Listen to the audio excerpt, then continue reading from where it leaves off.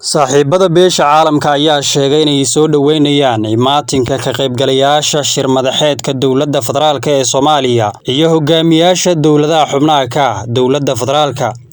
kaas oo beesha caalamka ay xaqiijisay in lagu qaban doono aagga laga ilaaliyo gegida diyaaradaha ee caalamiga ah ee Aadan Cadde ee Muqdisho. Qoraalka beesha caalamka ayaa lagu sheegay in shirkaas uu bilaaban doono 22 Maarso oo ku beegan maalinta berrito. Waxaan ku boorinaynaa in ay si dhaqso leh u shiraan ayna u muujiyaan hogaamin iyaga oo ka ambaqaadaya soo jeedinta guddiga farsame ee Baydhabo 16 Febraayo ee sanadan aynu ku guda jirno si loo hirgeliyo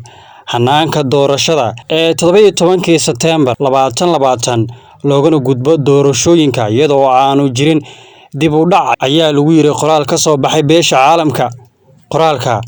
ayaa intaasi ku daray, waxaan sidoo kale dhiirigelinaynaa la tashiyada lala sameynayo saamileyda kale sida dhinacyada siyaasadda, ururada bulshada rayidka iyo sharci dejiyaasha muhiimka ah si loo dhageysto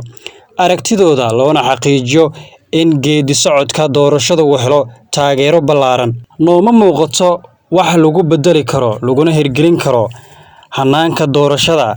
ee 17 Sebtembar iyadoo la raacayo jadwalka si dhaqso leh u hirgala si loo qabto doorashooyin nabdoon loona wada dhan yahay, xor iyo xalaal ah laguna kalsoonaan karo. Saaxiibada beesha caalamku ma taageeri doonaan geedi socod aan loo dhamayn ama mid isbarbar socod ah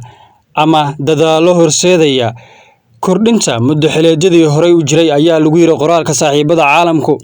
Waxayna sidoo kale ay sheegeen in ay sii wadayaan dadaalada ku aadan isku soo dhaweynta saamileyda siyaasadda ee Soomaaliya. Qoraalkan waxaa soo saaray howlgalka Midowga Afrika ee Soomaaliya, AMISOM, Belgium, Canada, Denmark, Djibouti, Masar, Ethiopia, Midowga Yurub, EU, Finland, Faransiiska, Jarmalka, Urur Goboleedka IGAD, Ireland, Talyaaniga, Ururka Jaamacadda Carabta, Holland, Norway, Qatar, Suudaan, Sweden,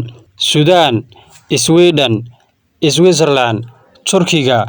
Uganda, Boqortooyada Midowga Britain, Dowladda Mareykanka iyo Qaramada Midoobay. Isxaaq Rashiid Maxamuud, 5TV, Muqdisho.